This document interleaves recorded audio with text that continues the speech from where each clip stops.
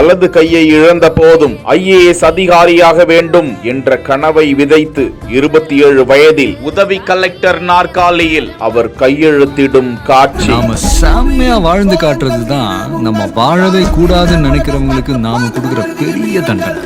எர்ணாகுளம் கக்கநாடு மாவட்ட ஆட்சியர் அலுவலகத்திற்குள் கம்பீரமாக நடந்து வரும் இந்த பெண் IAS அதிகாரி பார்வதி கோபகுமார்.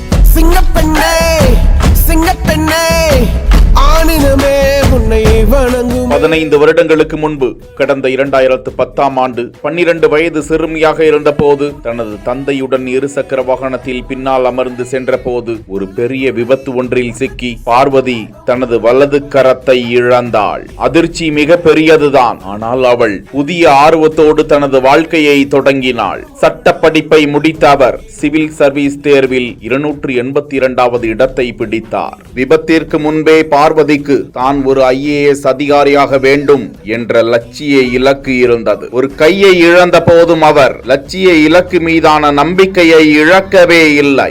புத்தகங்களில் மூழ்கினார், கடினமாக உழைத்தார், ஒவ்வொரு தடையையும் தனக்கு வாய்ப்பாக மாற்றினார். வெறுமையான நேரங்களில் கவிதைகளை படைத்தார். அது முக்கியமான இதழ்களில் பெரும் வரவேற்பை பெற்றது. அவரது சிறுகதைகள் பலருக்கும் முன் உதாரணமாக திகழ்கின்றனவாம். அவரது லட்சிய கனவை அடைந்து கலெக்டர் அலுவலகத்தில் ஊழியர்கள் அவருக்கு கொடுத்த அன்பான வரவேற்பு இதயபூர்வமானதாக இருந்ததாக தெரிவிக்கும் பார்வதிக்கு பாராட்டுக்கள் குவிந்து வருகின்றன.